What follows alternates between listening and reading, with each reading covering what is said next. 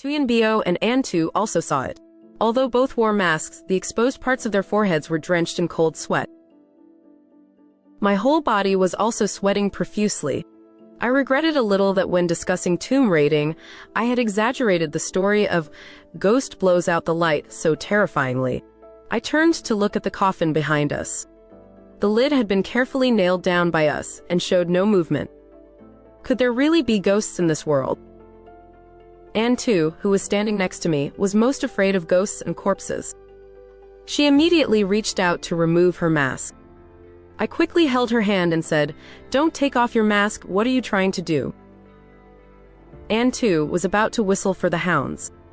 I patted her shoulder. "Don't be afraid, it's not time yet. Besides, what dog can bite a ghost?" Tuyenbio stepped forward to check the candle on the ground, then turned back to ask me, "Nyat, how much is this candle?" I bought the candles in Beijing. I didn't pay attention to the price when I bought several items, probably about 2 hao per candle. Tuyenbio scolded, "You didn't buy the 5. How kind did you? How can something so important be bought cheaply?" I scratched my head. "Okay, next time I'll buy imported goods from America, Japan, or Germany, whatever is most expensive. But the candle is out now, so don't act like Zhu Liang after the fact. Should we put the items back?" We had just worked so hard to get a few items, and now we had to put them all back. Both Tuyenbio and I felt unwilling. The task wasn't done yet. How could we let all this effort be for nothing? Tuyenbio didn't care. He said even if a real ghost appeared, he would swing his shovel and smash it until it had to dig for its teeth. Tuyenbio would take all these items. If they wanted them back, a ghost would have to appear and beg on its knees, otherwise, no way. Anne too thought it would be better to put everything back, because none of us knew ghost catching or exorcism spells. If ghosts really appeared, all 3 of us, one by one, shouldn't expect to leave this tomb alive. Before I could say anything, the 2 of them started arguing. Eventually, they both agreed to my compromise. Relight the candle, then casually return a few ceramic items to see if the candle would go out again. If it did, we would return another item. If it still didn't work, we would only take 2 jade pieces, leaving all other ceramic items.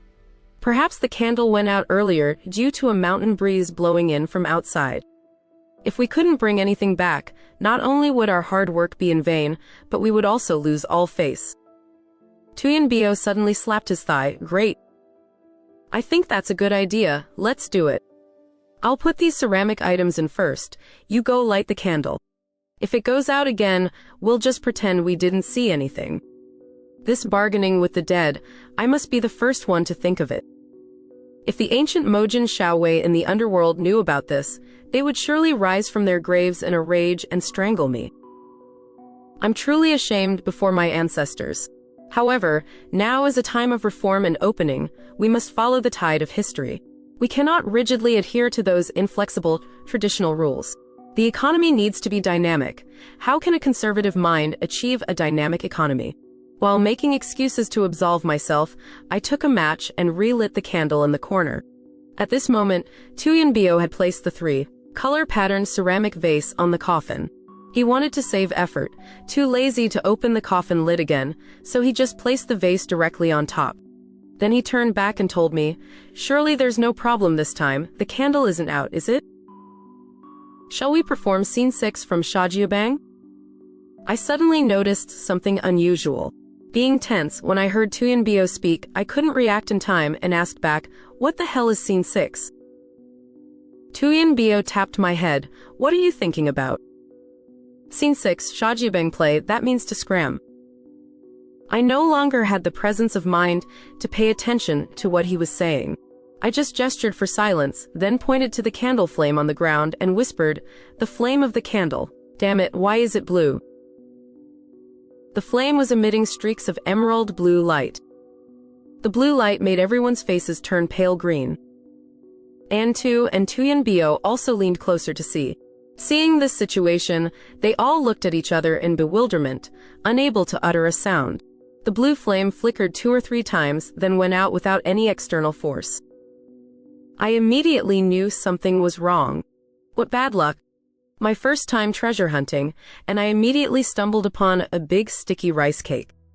With one hand, I pulled Antu's arm, and with the other, I pulled Tuyen Bio, running towards the mouth of the pit. No matter what, we had to get out first, then figure things out.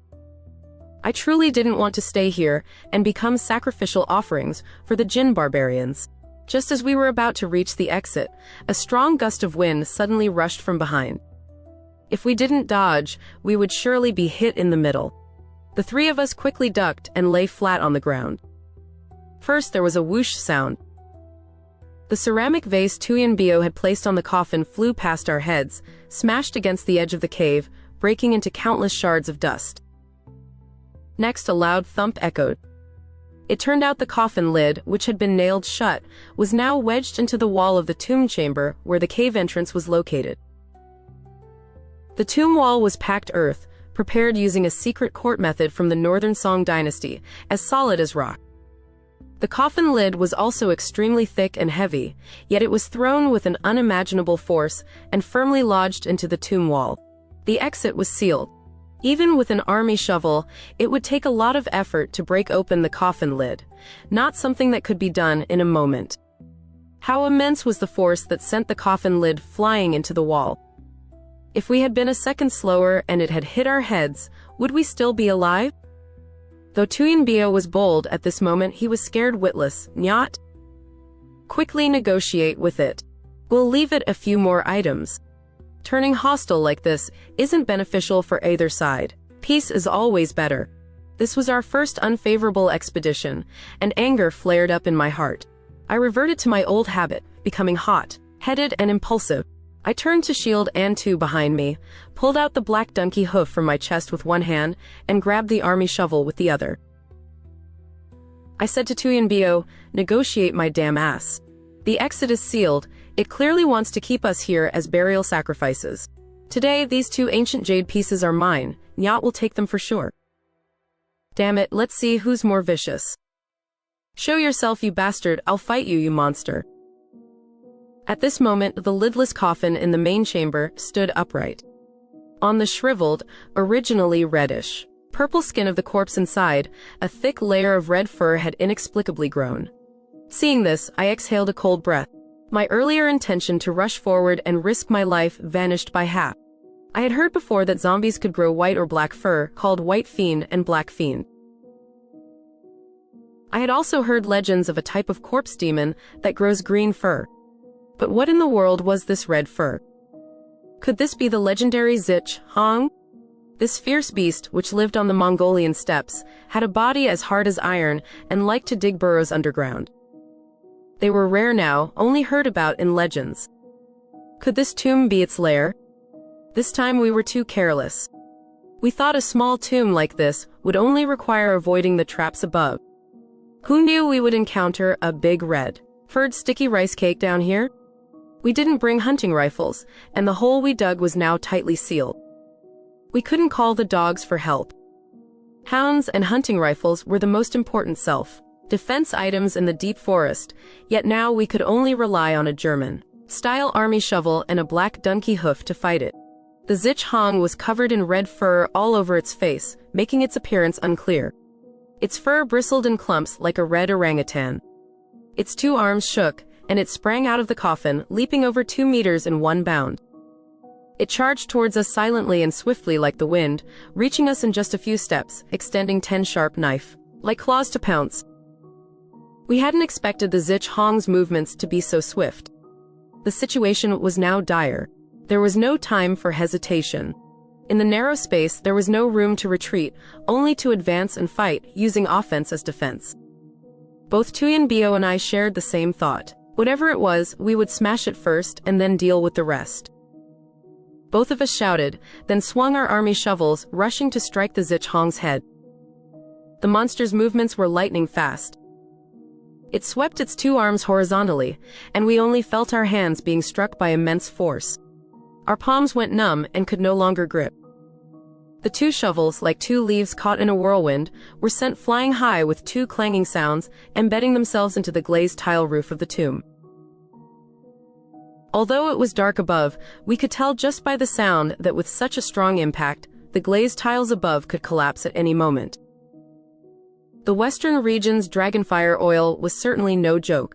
Once spilled, everything in the tomb would be shattered, and the tomb would surely be destroyed. Now, to escape, we absolutely had to end the battle in the shortest possible time. But how easy was it to fight empty-handed like this? Everyone had lost their weapons, so now we could only think of ways to dodge the monster's attacks, then run together into the back chamber, where horse bones and armor were stored. The tomb had no lights, relying entirely on the flashlight's beam. Running like this made it even harder to see what was underfoot. When only a few steps away from the inner chamber, Tuyen Bio carelessly stepped on a vase next to the wall, cried out, and fell to the ground. The Xich Hong had already charged and clung to us like a shadow. It let out a roar that sounded like a cat crying mournfully at night, then pounced towards Tuyen Bio. Its desolate and tragic cry echoed in the cramped tomb, horrifying and ear-piercing beyond words, causing people to lose their wits and get goosebumps. I had sworn not just once that I would never let any comrade die in front of me. Now, seeing Tuyen Bio's life in imminent danger, I no longer thought of the risks. I jumped up and kicked hard, landing squarely in the monster's chest. This kick felt like hitting a steel plate, making me wince in pain, but fortunately my leg wasn't broken. Attacked, the Xich Hong abandoned Tuyen Bio and immediately raised its monstrous claws to strike at my head. I threw the flashlight in my hand straight at the monster's face, then somersaulted and ducked under its armpit, avoiding its knife-sharp claws. Now, where I stood was a dead corner. Two walls and the Xich Hong, with its back to me, formed a triangle, trapping me in the middle. If it had a chance to turn around and pounce, it would be 1,000 times harder for me to resist. I had played countless risky games in my life. The more desperate the situation, the calmer and more decisive one needed to be. This big red, furred sticky rice cake actually had flesh and blood, it just possessed astonishing strength. It was impervious to blades and spears, but it wasn't a ghost or demon, so what was I afraid of? At that moment I thought no more, I charged and leaped onto its back. A stench assailed my nostrils. Fortunately, I was wearing a mask. Otherwise, I would surely have choked to death before I could even act. Without a flashlight, the tomb was pitch black, and nothing could be seen. The Xich Hong's limbs were stiff. It couldn't reach behind to catch me, so it continuously shook its body, trying to throw me off. With one hand, I gripped the Xich Hong's neck tightly. With the other, I held the black donkey hoof, intending to shove it into its mouth. I frantically pressed on its face, but couldn't find its mouth. Instead, it shook me so hard I became dizzy. I told myself this was bad. A few more shakes and I would fall off. Suddenly, a light flashed in the darkness. I thought I was hallucinating, but after steadying myself to look, it turned out Tuyen Bio and An Tu were holding flashlights in their mouths, each carrying a Lang Nha Bong, wolf, fang mace with both hands rushing out from the inner chamber. They must have decided to risk their lives. I quickly jumped off the Xich Hong's back. That wolf, fang mace weighed several dozen kilograms. It was a super, heavy single-soldier weapon from the cold weapon era. When we first entered the ancient tomb, we saw it along with several other weapons, armor, and horse bones, all piled on the floor of the back chamber.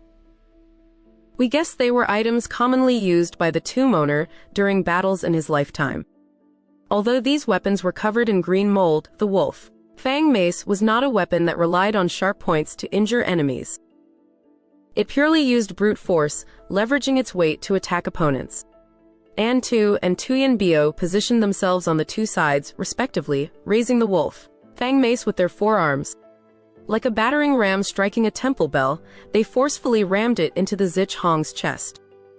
The tens of kilograms of the wolf fang mace, combined with the momentum of the two people rushing forward, created a truly significant impact. With a loud crash, the Xich Hong was knocked down to the ground. That last blow had exhausted both of them. They were breathless. I seemed to hear the frantic thumping echoing from their chests. I stood nearby and praised, "Great hit. I didn't expect you two to be so strong. When we get back, I'll pay you for your work." No sooner had I finished speaking than the Xich Hong sprang up from the ground like a spring. I cursed loudly, "Damn it, you think it can't be burned, can't be killed." Tuyen Bio, where are you? Give it a blow it'll never forget, right on its head. Tuyen Bio went furious. This time he didn't need Antu's help. Alone he mustered all his strength, lifted the wolf, Fang mace, and thrust it straight towards the Xich Hong. Unexpectedly, this attempt failed. Just as the Xich Hong leaped forward, the impact sent the wolf, Fang mace, flying into the back chamber. Tuyen Bio also fell, bruising his backside, and his two palms were torn open, making him howl in pain. I secretly calculated, the army shovels were lodged in the tomb ceiling. If we wanted to break the coffin lid sealing the exit, we could conveniently use the wolf, Fang mace. First, retrieve the wolf, Fang mace from the inner chamber, then distract the Xich Hong, smash the coffin lid, and burst out. Outside, the sky was vast and the earth wide, with hounds and hunting rifles. We could fight however we wanted. How could we possibly fight effectively in this cramped tomb? I pulled Tuyen Bio, who was sitting slumped on the ground, to his feet. The three of us ran into the back chamber of the ancient tomb. The back chamber was a side room, one step lower than the main chamber. As soon as I stepped down, I shined my flashlight around and saw that the wolf, Fang mace, flung by the Xich Hong's terrifying strength, had struck the wall, creating a large hole. Why a hole and not a crack? Could there be more space behind it? I had heard that some ancient tombs contained hidden chambers within. Could this be a secret room? This time, we were truly oblivious. Inside the hole created by the wolf, Fang mace on the wall, it was pitch black. Shining the flashlight revealed only a profound depth, seemingly a very wide space, a rather long tunnel. While I was surprised and stunned, the Xich Hong had already charged directly into the back chamber, bringing with it a chilling gust of wind. The three of us dared not be negligent, and immediately turned the wolf, Fang mace, intending to push the beast out, then rush out of the back chamber and smash away the coffin lid. But the monster's strength was completely beyond imagination. It swung its two arms with a force of no less than 1,000 jin. Although the three of us exerted all our strength, the wolf, Fang mace, was still knocked away, spinning one rotation in the air, and once again hitting the wall behind us. This time, the hole in the wall burst open even larger than before. Now, everyone was at their wits' end, and had no choice but to retreat into the secret chamber behind the wall, picking up the wolf, Fang mace, to prepare for continued battle. But the Xich Hong could not pursue us, it only circled in the back chamber. I sighed in relief, shining my flashlight on Tuyen Bio's and Antu's faces. Aside from the torn wounds on Tuyen Bio's hands, neither of them had any other injuries. Reflecting on the fierce battle in the tomb just now, although it lasted only a few brief minutes, it truly felt like we had circled Ghost Gate Pass twice. Antu suddenly said, "Everyone, look, there are still words on the wall." "What does it say?" We followed Antu's flashlight beam to look at the wall, and saw a red directional sign with a large line of text written on it. Hak Fong Cow Base, Jenna Underground Warehouse, MN Mong Border. Tuyen Bio and I looked at each other. The Kwantung Army's secret base? We never imagined that the tunnel leading to the important base of those Japanese devils was only a wall away from the back chamber of the ancient tomb. If it had been half a meter further in, this tomb would have been excavated long ago. If not for the wolf, Fang mace, hitting the tomb wall, perhaps no one would ever have discovered this deep underground military base. Before we could look closely, the wall separating the base's tunnel and the tomb's back chamber suddenly crashed down with a loud bang, and the Xich Hong leapt in from behind the collapsed wall. Tuyen Bio cursed, "You son of a bitch, are you going to stick to me like damn glue?" Saying this, he again shouldered the wolf, Fang mace, intending to charge. I quickly stopped Tuyen Bio. "Don't be reckless with it, find a way to escape first, then figure out a plan later." All three of us ran inside. The tunnel was very spacious, with a cement road, easily wide enough for armored vehicles. However, this tunnel was both long and wide, with no hiding spots or obstacles. The Xich Hong charged very quickly, reaching our backs in the blink of an eye. I intended to throw the black donkey hoof to stop it, so I frantically fumbled around my body. Suddenly, I felt a pile of glutinous rice in my pocket. I had heard that ancient Mojin Shaowei always brought glutinous rice into ancient tombs to detoxify themselves if they were affected by corpse aura. Now, it could also be considered a hidden weapon to throw at the evil beast's face. I only felt chilling gusts of wind rushing from behind, and a pungent stench filled my nostrils. I scooped a handful of glutinous rice from my pocket, swung my arm backward, and threw it at the brute. The large handful of rice scattered like a fairy scattering flowers, splashing all over the creature's face. It paid no attention, only paused for a moment, then pounced. At this moment, we had reached the end of the tunnel in the underground base. The large iron door of the Jenna warehouse was already ajar before our eyes. The Kwantung army must have retreated in an extreme hurry. The iron door wasn't locked, but after 30 years of not being opened or closed, the ball bearings were almost completely rusted. The three of us ran into the warehouse, each puffing our cheeks and widening our eyes, exerting all our strength to pull the door shut. We finally managed to close the heavy iron door just before the Xich Hong could leap in. Even a Xich Hong with a body of bronze and skin of iron couldn't leap in here. We couldn't even hear it banging on the door from inside. This type of military warehouse door was designed to withstand the shockwaves of large explosions. Between the steel and iron plates were 2 layers of cotton padding to absorb impact. Back then, the Japanese, bombed by the US Air Force, became like startled birds. Even their underground strongholds were built with structures to resist large aerial bombs. No matter how powerful that monster was, it couldn't compare to the bombs and bullets of the US military. We were temporarily safe here, but figuring out how to escape would require racking our brains.